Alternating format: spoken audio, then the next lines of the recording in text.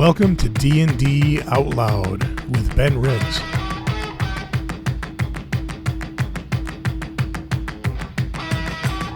Games will prevail. A conversation with Meguey Baker, Vincent Baker, and John Harper.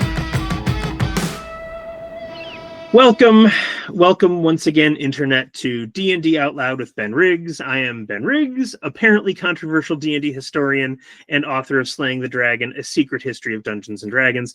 And over the past 13 years of writing and podcasting, I have met hundreds of creative geniuses in and around the world of tabletop role-playing games. And here on this show, I usually ask two of these flaming torches of the human imagination to come on and have a fascinating discussion, which I then record and send out into the world. But today, the universe has graced us with three singular geniuses, magi of the manifold ways of the tabletop role-playing game, three people that I have been thirsty to have on this show, and here they are all at the same time. First up, we have Meguey Baker, game designer, textile historian, and one of the most revolutionary voices in the history of tabletop role-playing games. You might know her from 1001 Nights, Psi-Run, or her work on Apocalypse World, a game that cracked open an entire design movement. Meg's games invite players to explore power, intimacy, and identity with uncommon grace. They whisper truths in a world that's used to shouting. She's proof that you do not need a sword to change the game. Sometimes all you need is a question and a well-set stage. Welcome, Meg. I don't think I've ever been introduced like that before, and I'm a little awestruck. Thank you so much. I don't know what to say. I'm an enthusiast, but so thank you for that. But next up is the man lucky enough to be married to Meg, Vincent Baker, the other half of the mad team that gifted fandom Apocalypse World, whether we would have it or no, a mad scientist of narrative mechanics. Vincent looked at D&D's 6 stats and thought, cute, but what if we had hot and cool instead? Vincent is the co-creator of Apocalypse World, maker of the Barbarian's Bloody Quest, and a host of games that rewired how designers think about fiction, failure, and fun. The fingerprints of the Bakers are everywhere, from Monster Hearts to Blades in the Dark. Their design DNA has gone viral in the best way possible. Vincent, hello. Hello. It's great to be here. Thank you. Do you prefer Vince or Vincent? Usually Vincent. It's not important, but usually people call me Vincent. Okay. And last, but by no means least, we have John Harper, the noir poet of the tabletop, the guy who made crime, chaos, and consequences sing in Blades in the Dark.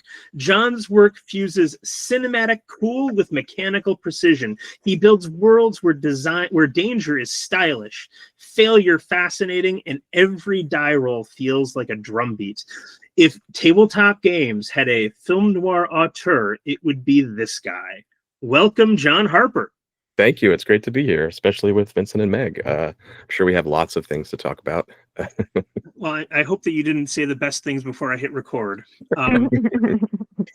Listeners, you will have noticed, or viewers on YouTube, you will have noticed I switched from Zoom to Google Meet recently because Zoom just stopped working in my computer.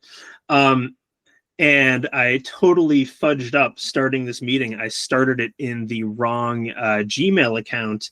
So the three of them got to hang out for like 15 minutes while I flopped around like a fish on the deck of a boat. But let us begin somewhere.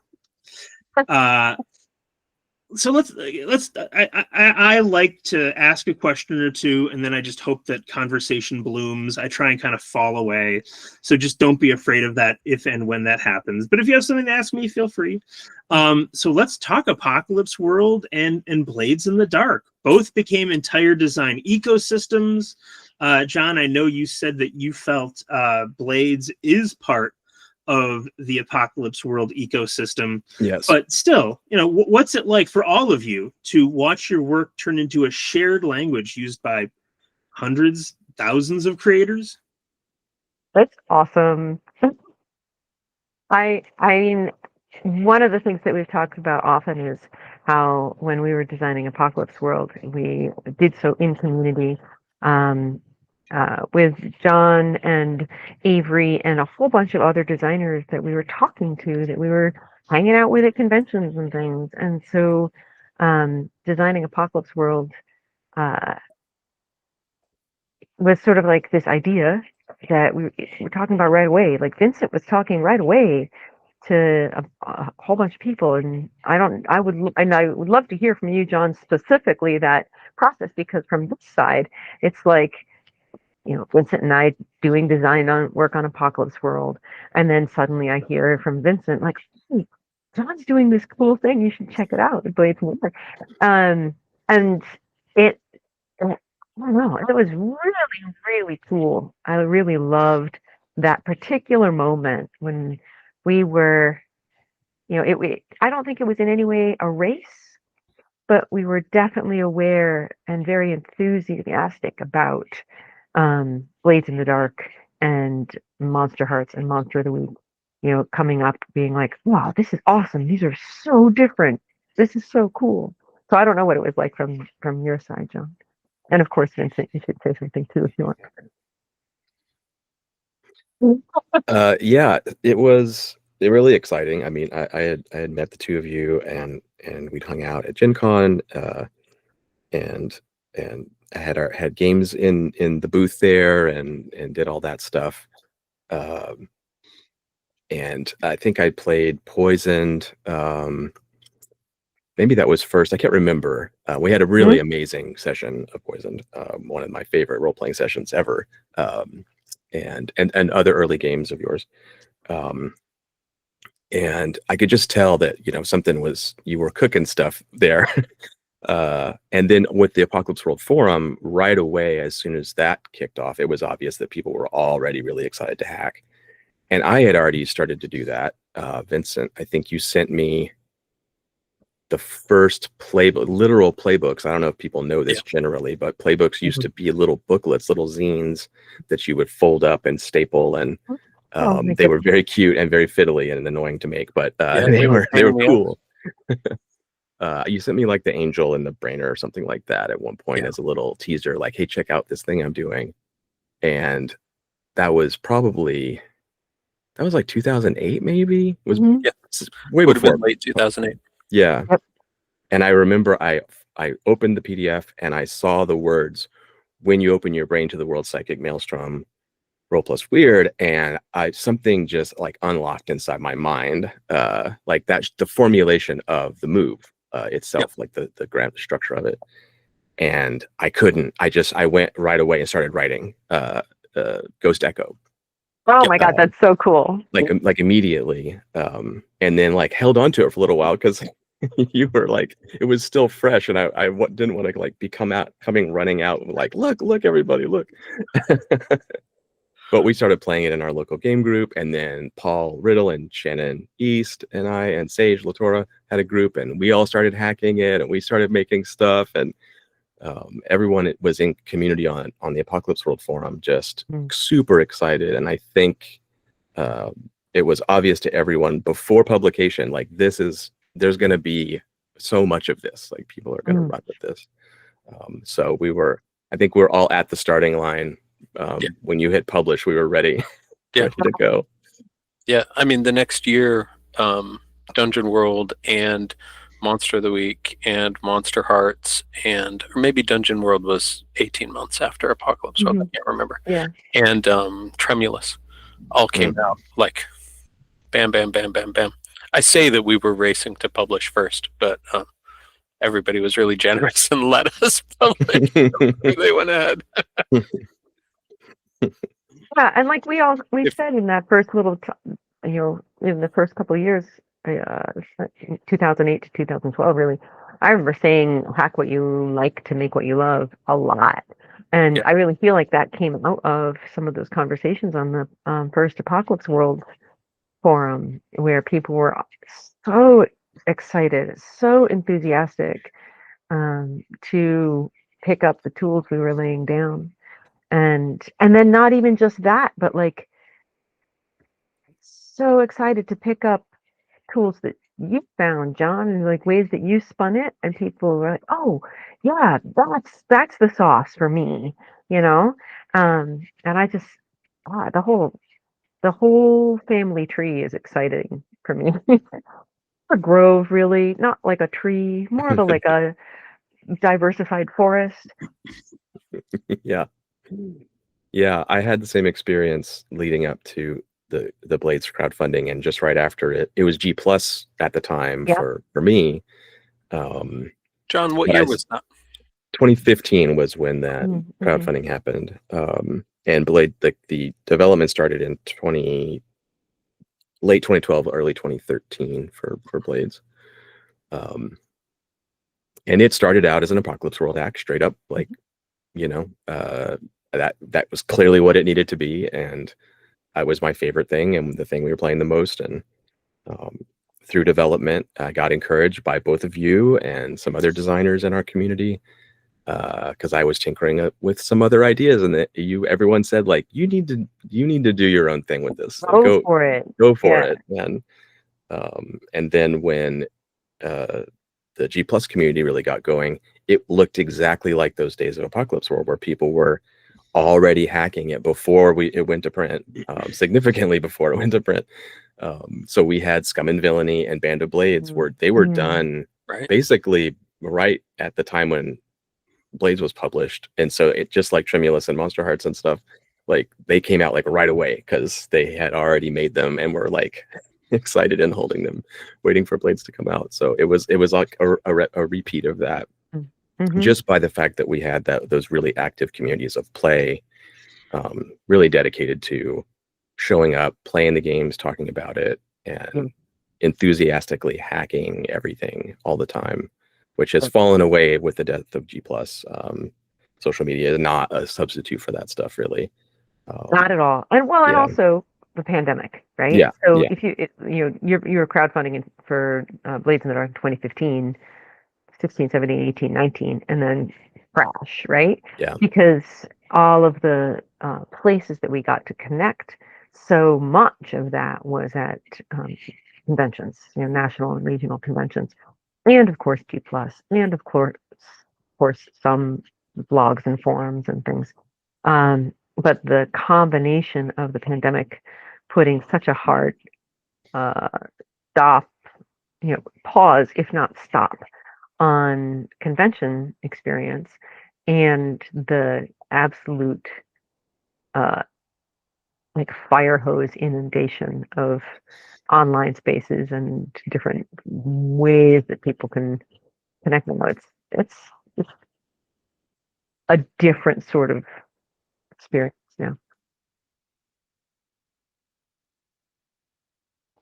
Yeah, it really is. And I feel for the people that came up after us and have those questions. How do I do it? And there are ways to do it. I mean, there are Discords that are probably just as useful to people as G plus was for me. Yeah. But you have to find that space. It's not just kind of sitting there waiting to be used. Right. You have to really hunt for it, I feel, and find those connections. Right. And it's more I feel like it's a little bit more of like a instead of a nice robust pool, we're more looking at like some sort of little system, because there's people out, like over here designing a thing and they've never heard of other things, which is cool. That's fine. That's good. But to me, that's like reinventing the 1970s and 1980s.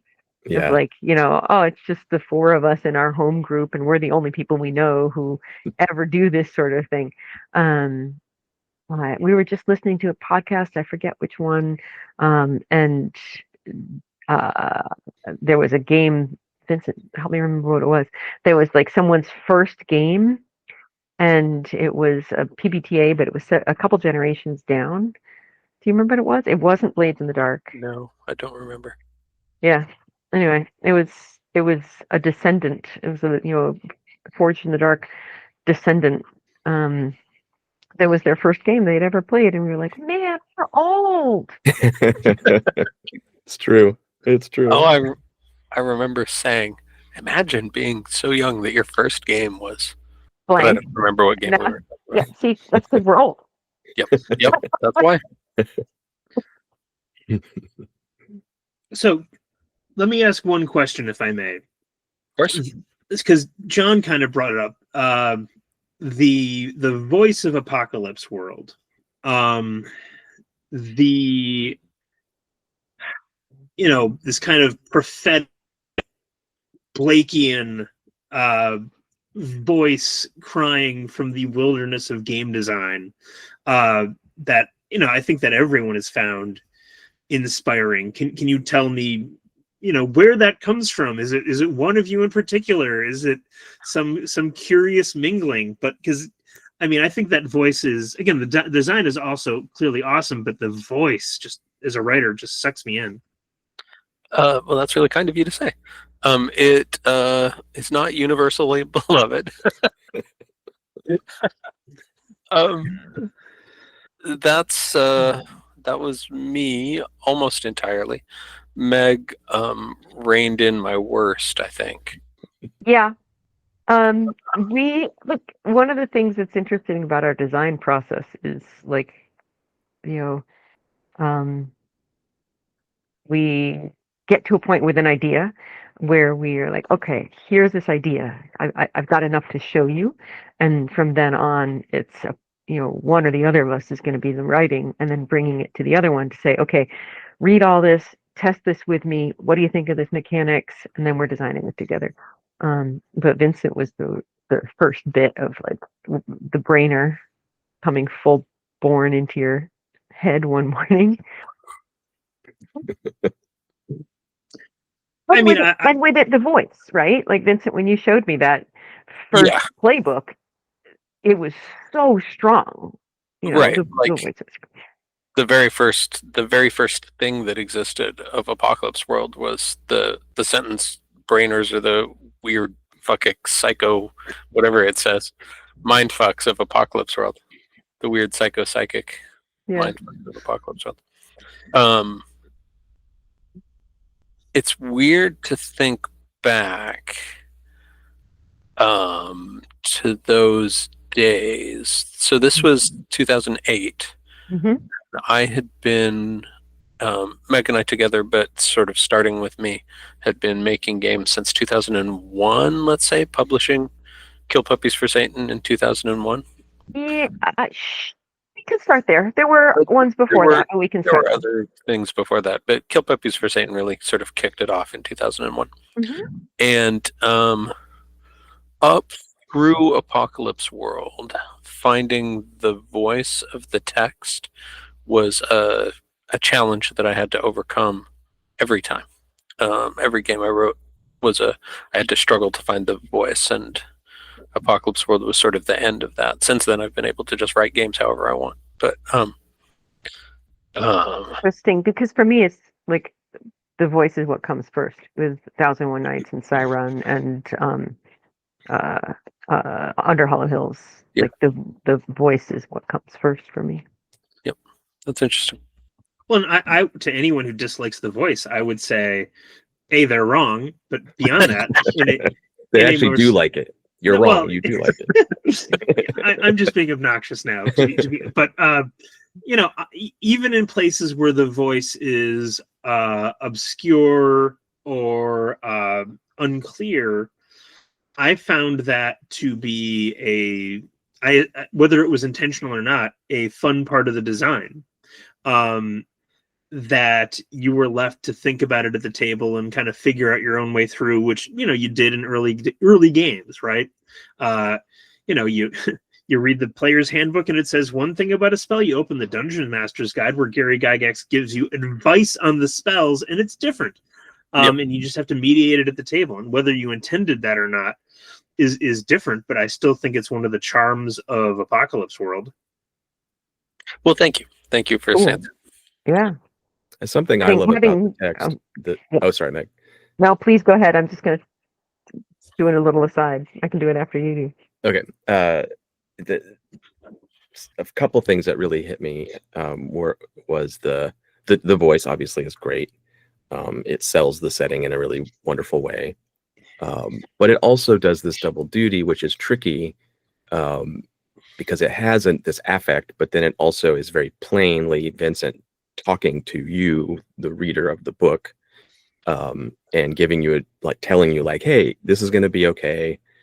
This is a way this is going to mess up and play, and here's how you correct it when it happens. Don't worry about it. It's not a big deal. And that voice is in tension with the like fuckery and grime and grit and blood of the world, and the voice of that part of it. But those two things together, I think they work really well, and it definitely inspired me a lot in writing my games and Blaze especially. Really always trying to be myself and kind of like have that conversation with the reader and let them into the process and talk about plainly, like, this is what the type of things that happen, and this is something someone might say, and maybe you make a mistake and that's okay. And instead of trying to pretend that this is some sort of perfect text that needs to just be exactly this pristine object of everyone must understand it perfectly and everyone must implement it perfectly, instead treating it like this is a human thing we're doing together, and we're gonna struggle and we're gonna come together and make it work and figure it out. And that's the natural process of doing this. So don't worry about it. We got you. If these things happen, the game, we're here. It's okay. I really love that part of it. Yeah, there's a lot. Thank you for that. There's a lot of stuff in Apocalypse World, and hopefully it's one of the things that goes out through PBTA in some cases, where that sense of we've got you. There's a practicality, there's a pragmatism, there's a humanity that also extends to letting it. I say this before, and Vincent said this a lot about the design of the game collapses gracefully, right? So if you don't have the brain space to remember all the extended stuff, it's fine. It's there for when you do, and it's there for when you want it. And I think that is part of that design process. And the voice for me, there's a level of, John, you're really right, and it just rolls from that. It's vigorous. There's a lot of swear words. There's a lot of made up words, and boy, there are some made up words that didn't make it in. But that like relaxed human, hey, the world's fucked up. What are we gonna do about it? Do you want to do a thing? Because we don't have time to mess around. Let's go do a thing. Very straightforward, and also I think it lends itself in terms of the technical writing. It allows the writing to be more direct in times and places where technical writing can sink into being too specific and trying to and that gets more and more sterile and more clinical. So I think we did a really good job. For listeners who haven't read it, do you mind if I read something from Apocalypse World?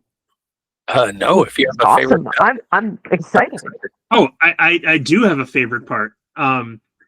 This is from the principles of the game. It is the first principle of the game. It is Barf Forth Apocalyptica, which is a really strong 3 words.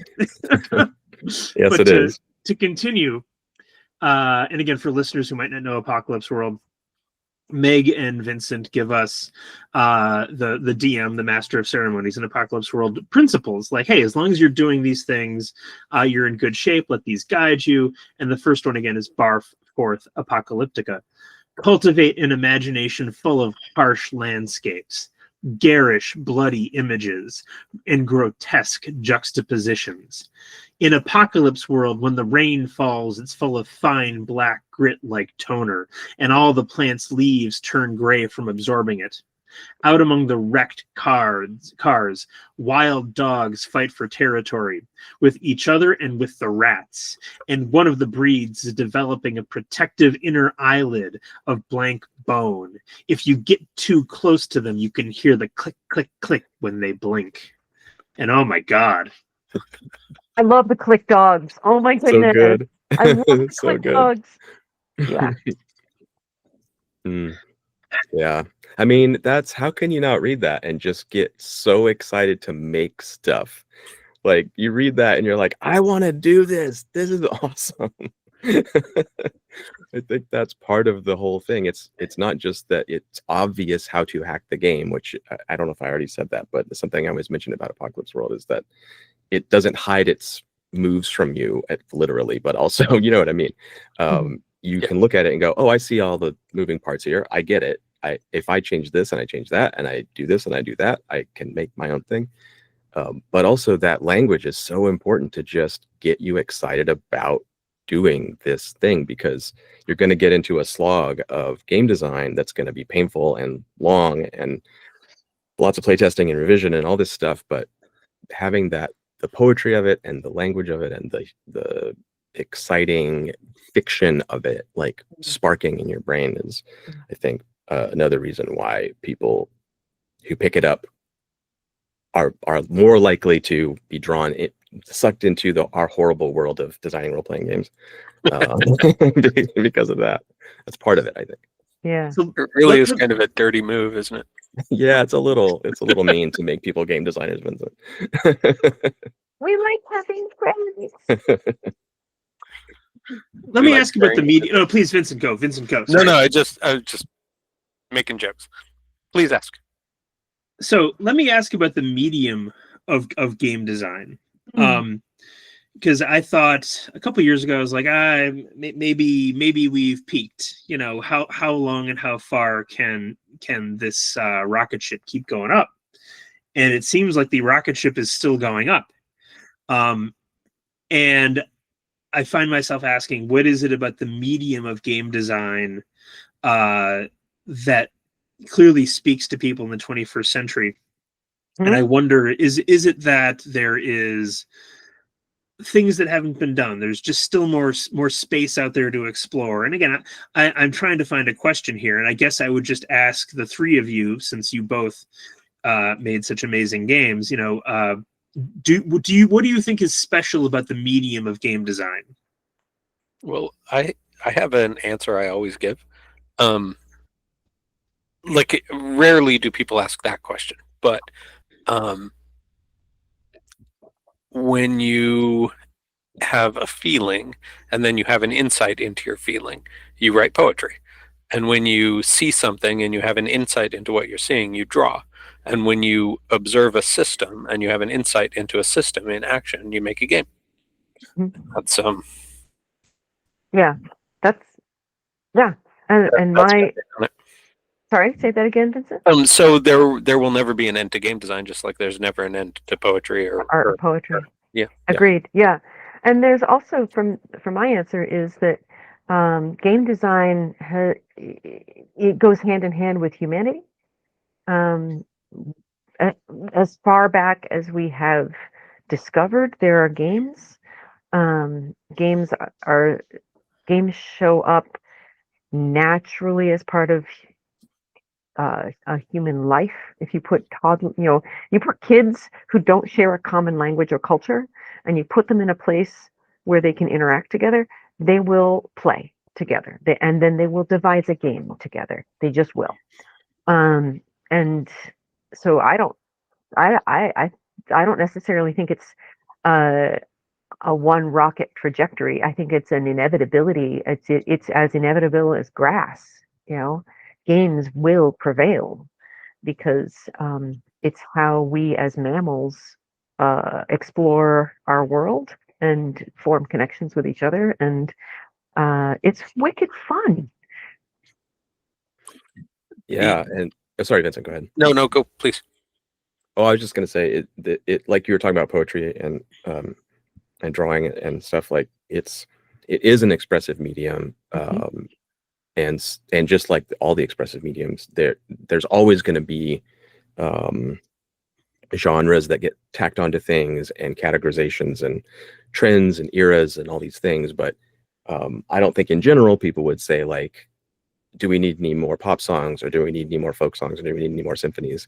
Like, of course, like there's no reason to not have more, and they're a result of someone's unique personal expression that is their own, and I think that applies to games even more so in a way, because like the game, the design, the book, the writing, the production of it is only a part of what we are making and doing, that's in conversation with the real game, which is what the people make together at the table talking to each other.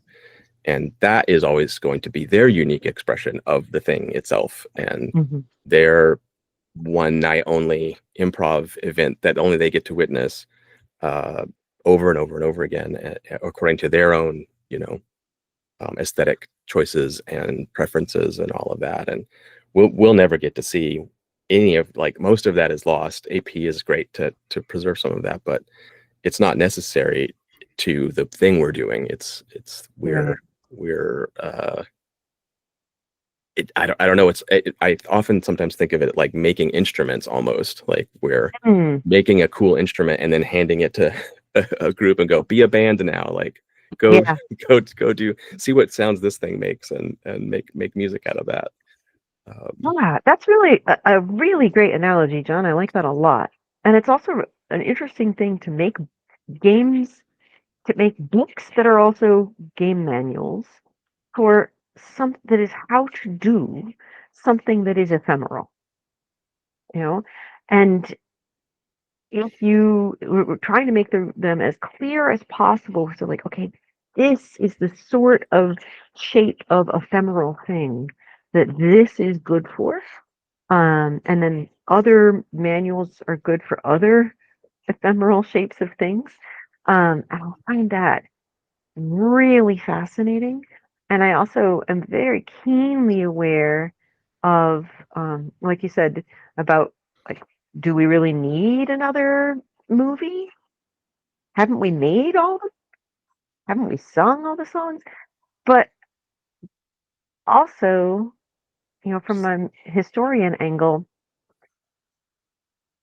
the sheer magnitude of things that have been in the world and are now in the world and that will yet be in the world is absolutely unimaginable. Like the amount of record we have of games, that we have such a deep record of games going back into, I'm going to safely say 8,000 BCE. I know I could document that. That means that we have enough, that there was enough happening for it to show up in the archaeological record one way or the other, right? And that implies an incredible amount more. So am I ever going to be able to play all the games in the world? No, but I'm not going to be able to watch all the movies in the world either. Well, I should clarify, when I was talking about the rocket, I was thinking of the audience more than anything else. I'm confident that in 2008, 2009, I thought the games industry was dead, but I was fairly confident that people would keep making games. It was just going to be us in our basements. I bought all the White Wolf books that I wanted cheaply, and kind of kept them and had them, and I was like, all right, that's a thing that is done. But so I have these conversations a lot with game designers, who I think maybe are this as a category the smartest people I've ever talked to. And I was talking to Jade of Wander Home, and now of Steve Jackson Games. Have any of you ever talked to her?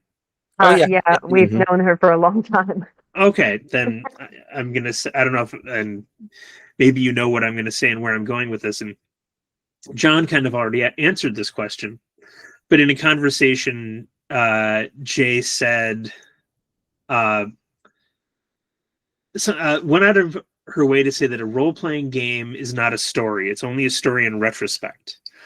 And I was like, oh man, I always thought of role-playing games as stories. Like, when you sit down, you play the game, you've told the story communally, and that's the thing that you did. And role-playing games are engines for stories. And Jay Dragon is like, no, that's all wrong. That is all wrong. a role-playing game is nothing but an experience, and like a session, I should say. A role-playing game session is nothing but an experience, and a role-playing game is just the practices that give you that experience.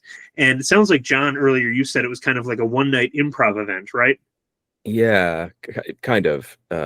And I totally understand what Jay's saying here, because there has been some unnecessarily difficult roadblocks put in the way of people trying to have fun playing role-playing games, because they were told you had to make a good story, and they tried really hard to do that, and it fails in various ways that have been well documented I just wish all over the internet.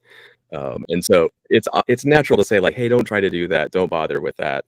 But there are other games where you do explicitly use story, and you do make story very intentionally, and there's structure to it, and there's a whole spectrum here. But I can totally understand where Jay's coming from and being frustrated with the idea that you're somehow supposed to tell a 3-act story on game night or something like that. I get that frustration for sure. Question, John. So I grew up playing D&D. Like I started playing D&D when I was 7 years old. My DM was my neighbor Jenny. She was 10. It was her brother Jono, who was 9. I was 7. My sister was 5. She couldn't read. Well, she could kind of read, but she sure could play. So the idea of every game having to finish or like be like even have a second session is like, I'm like, I just like, where are all the people who grew up playing games that like fizzled out and like never went or like you did 3 you 3 sessions and then somebody had a different idea so that you started a new campaign. It's like my first 10 years of gaming, like from the time I was 7 to the time I was 17. Is that true? That's about right. And like through many different gaming groups, through cross-country move and finding new folks to game with, like the idea that I don't even know where it's from, man. The idea that like, oh, you have to.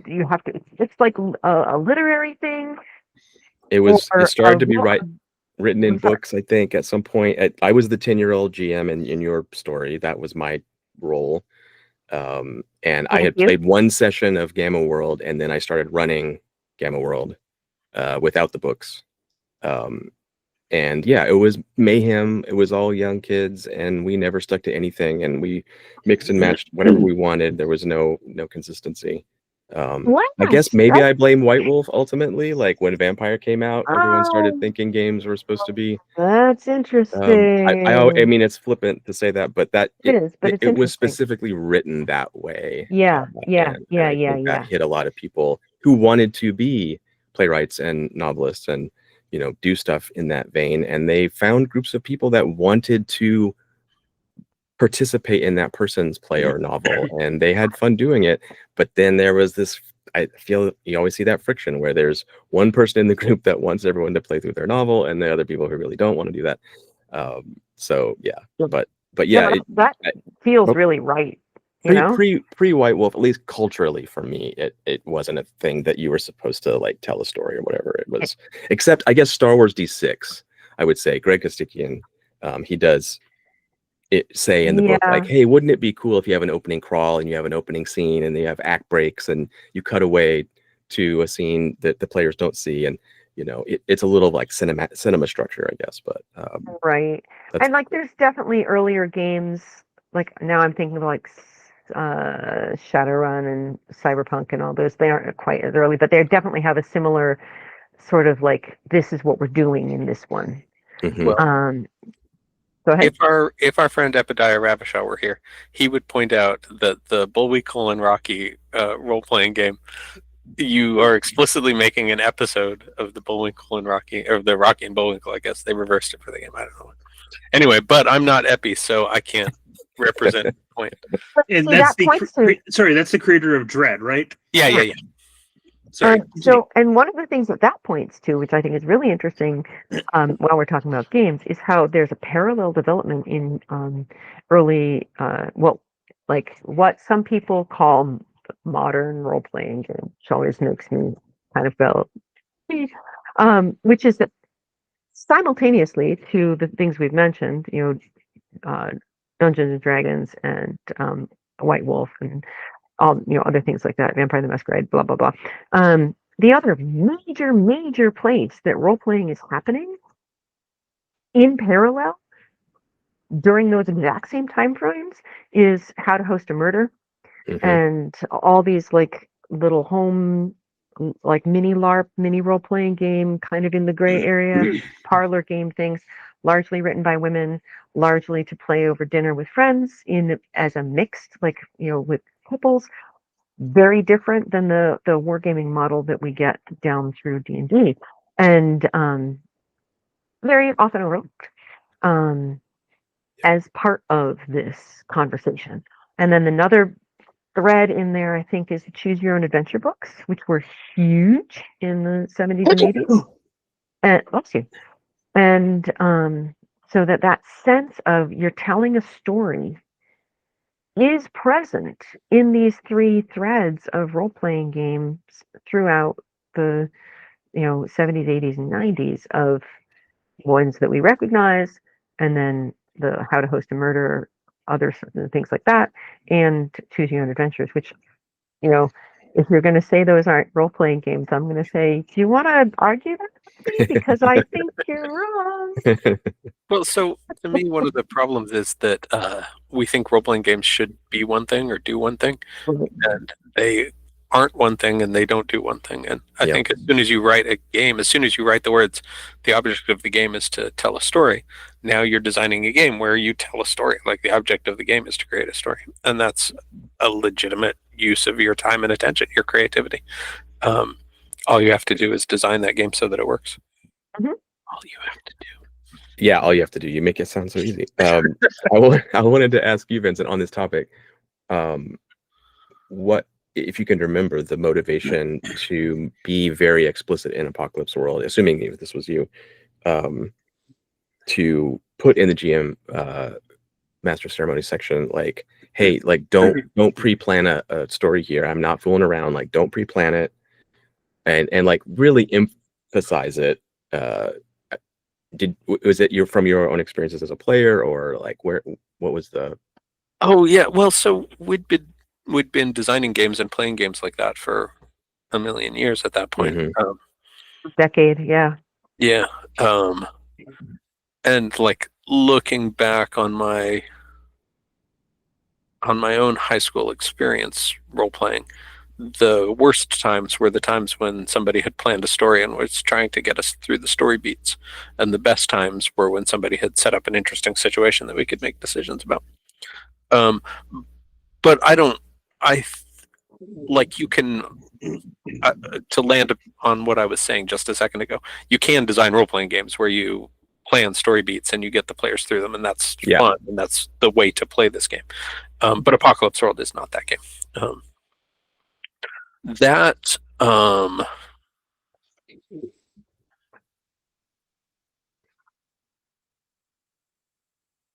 So I guess when I wrote that text, that idea was still, like, we were quite on the margins of role-playing game design in those days, and that was still a marginal idea. Like, you could still, in 2008, probably, you could still go to the game store and find books that talked about, by hook or by crook, getting the players through your plot hoops, or whatever. Yeah. How to bring them back to your plot? How to put, like, if they're investigating the wrong thing, how to end that hard enough and get them back on track. Yeah. What do you do when the players mess up your plans? Yeah. Right. And like, because so much, there was a lot of module driven stuff. I will play Keep of the Borderlands any day because I love that module. But boy, that culture makes it really hard to have a more sandboxy, here's a setting, go explore kind of approach. And going hand in hand with that, something I mention about Apocalypse World all the time is, and just to like plug the new edition that's coming out on crowdfunding soon. I think it does it even better. Is the way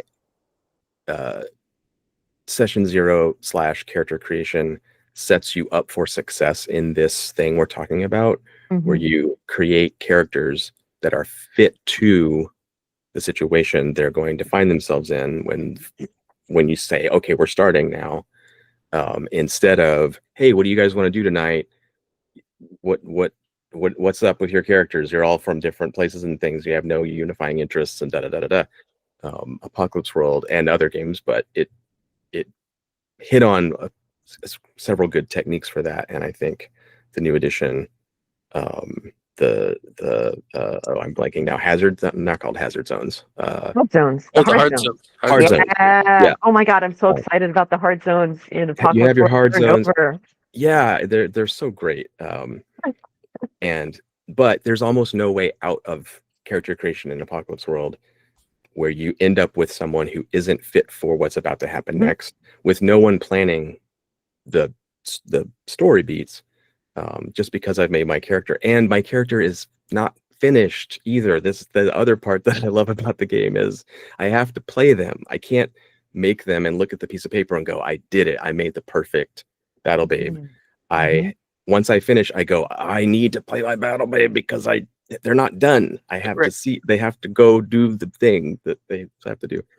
And that is another enemy of like one person being in charge of what's going to happen. And it makes the players excited to drive and like really get into what their characters' interests and their beliefs and goals and everything, like they want to do it. And I think that, to me, that taught me the lesson for the game design side, and also retroactively looking back at successes in my own home groups. Like, that when we did that successfully, almost by accident sometimes, the games were much better if everyone had that fit character to the thing we were trying to do, instead of the classic D&D problem, which is the disparate party of adventurers. Like, who are we? Bandits? Are we heroes? Or what are we doing tonight? I don't know. And it's kind of all over the place.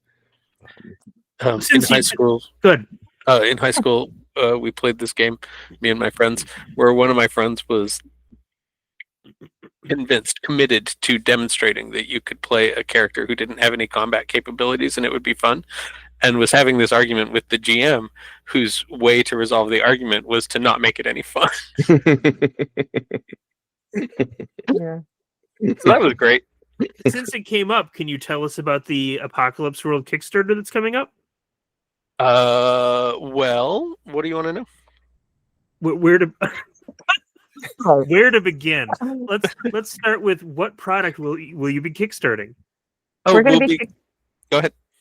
We're going to be kickstarting Apocalypse World Burned Over. It's the 3rd edition, and it's going to be starting before the end of October. We're coming up pretty quick here. I'm sure by the time this comes out. Yeah, and I'm really excited about it. It's got all new playbooks. The hard zones are amazing. The hard zones are largely based on Apocalypse World campaigns that one or the other of us have run, or that like some of our in-house group has run. So like the Poisoned Lands is based on probably my first big Apocalypse World campaign, which is centered on mountaintop removal in Appalachia, and like what happens if you extrapolate that out into the world's psychic maelstrom. And it gives just a lot of setting pieces, of like, here's an idea of all the little different bits. I think is really cool. Those are two. One of them is accidentally based on a series I ran that you don't know about. So it's not really based on that. I love that. Which one? The low orbit. Oh, really? We ended up doing that in one of our Apocalypse World series. Oh, that's so cool. And incorporating that element of the remnants of space stuff. And when I saw that in the book, I was like, yes, this is That's perfect. awesome. That is That's a awesome. controversial inclusion. Oh yeah, I could see that, but no, we loved But it. I'm the one who gets to decide. So One. Yeah. Vincent won on that one. No, I think it's great. oh no, There's not controversial in our house. Controversial between me and some random fan. the world A out there. random fan. Yeah. I forget who Yeah. you are. I'm gonna say a couple other things I really like. I like that there's a working of stats and making sure, like John, you just mentioned, as a place where gaming can fall apart when we are disconnected. Our characters don't really have a reason to be there, or like when somebody's just like not hooked in. And the way we're reworking stats and highlighting stats comes out of our playtesting group in ways to sort of make sure everybody's coming along closer to the same time, so that you're not having someone who's like being like, just constantly adding achievements and going, I've got advancements. And then someone else going, I've only rolled twice because I'm a shy player. So that's pretty cool. What else, Vincent? What else is really cool in Apocalypse World Burned Over? In 2016, when we published the second edition, we decided that we were going to do a whole bunch of little changes, little improvements, and save the substantial changes for the future. And the future has come. So all new playbooks, like you were saying, like most of the most of the basic moves are the same, but every basic move got gone over carefully. Everything, every system in the game has been handled, and many of them have been changed in small ways, and some of them have been changed in really big ways. Mm-hmm. Just from someone who's run the game, I don't think I have the record. I'm sure one of you does probably, but I'm in the hundreds of sessions now for sure of Apocalypse World, and seeing second edition was already like shocking. Like how can you make this better and let it be itself, and not go too far and not rock the boat, capsize it, or whatever metaphor I'm using here. And so I loved the second edition. It's great. But then Burned Over, it was this long process of seeing bits and pieces through Patreon and stuff you were sharing with me. And I just thought, man, they're doing it again. They found a way to like actually make this game better. A game that I would say is a 10 out of 10.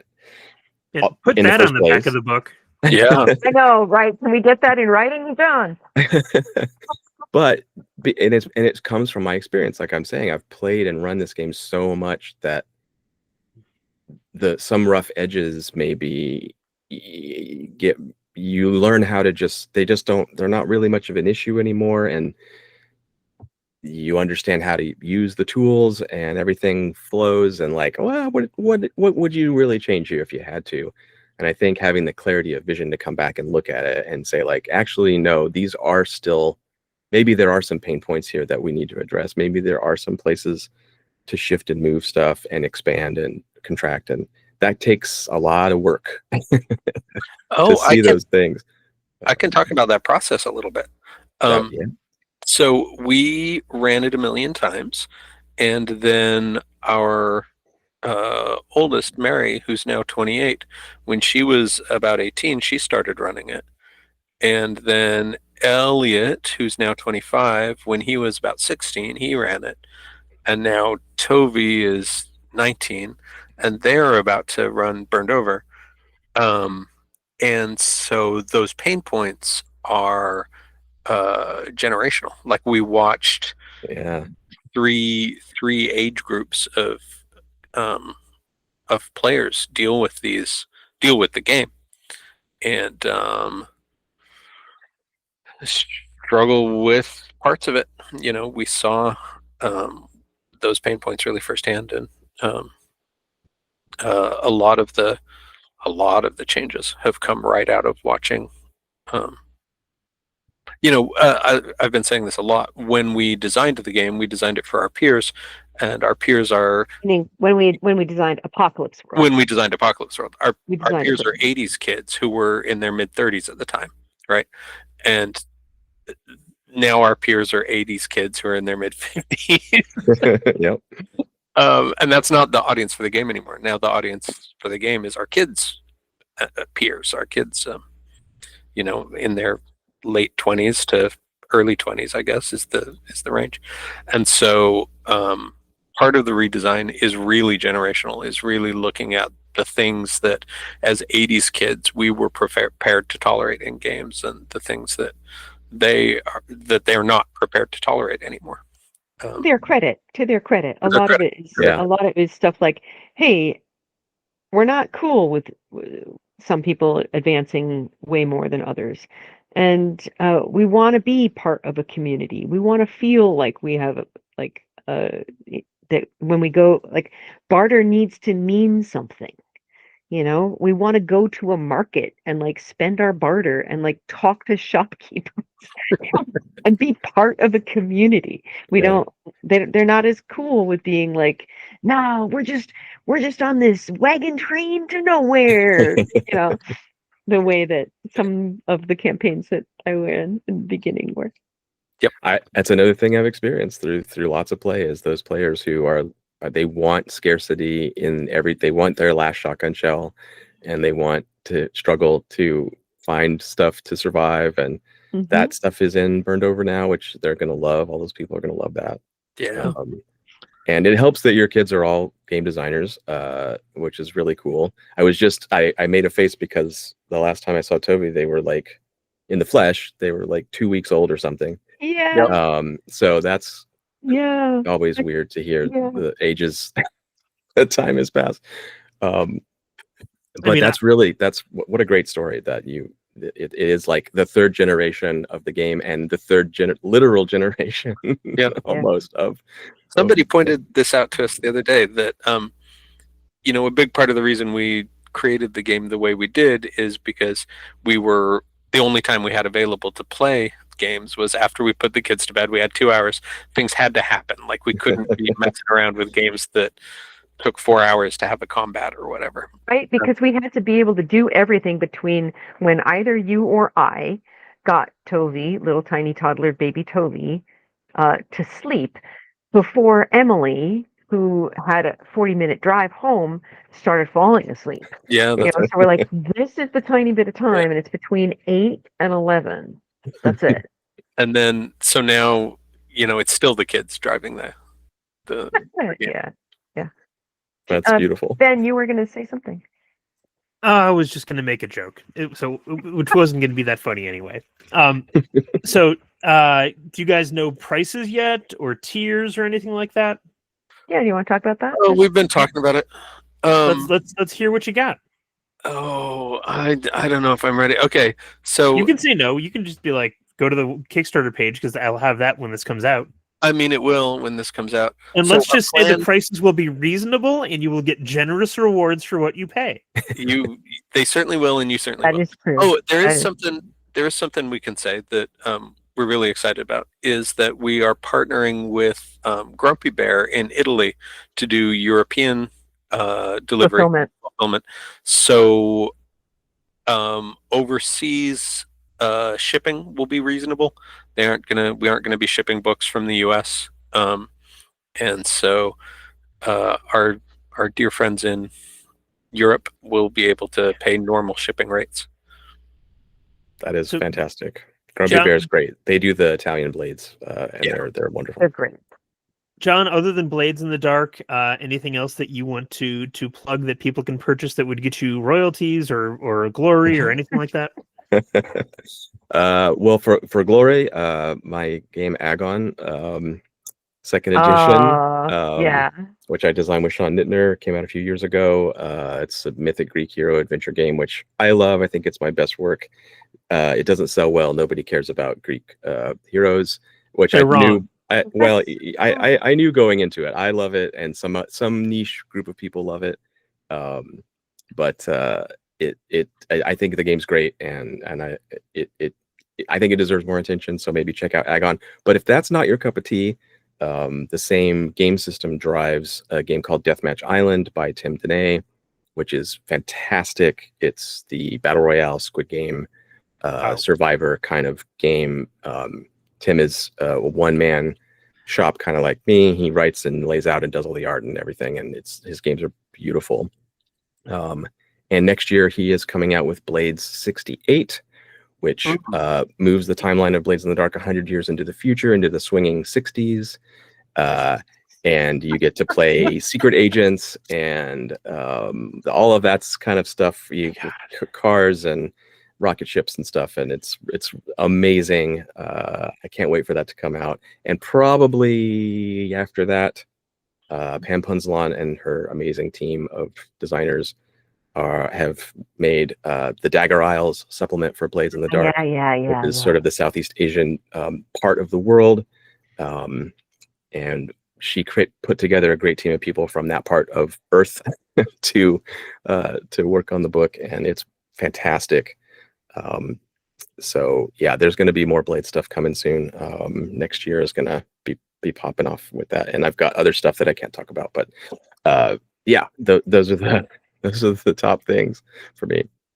So I'm going to briefly shout out, hey, if you haven't read it, I've got a book, Slaying the Dragon, A Secret History of Dungeons and Dragons. It's really, really good. You should go get it. We have a $3 a month Patreon that gets you a Discord. I post extra episodes up there. I just posted, I think, a 50-page chapter on 3rd edition. So if you want to read more D&D history, hi thee forth to there. And I want to close by just saying, John, Meg, Vincent, this has been delightful, and thank you so much for being on. Yeah, you're totally welcome. This is great. Yeah, thanks for facilitating this. It's always great to hang out with y'all.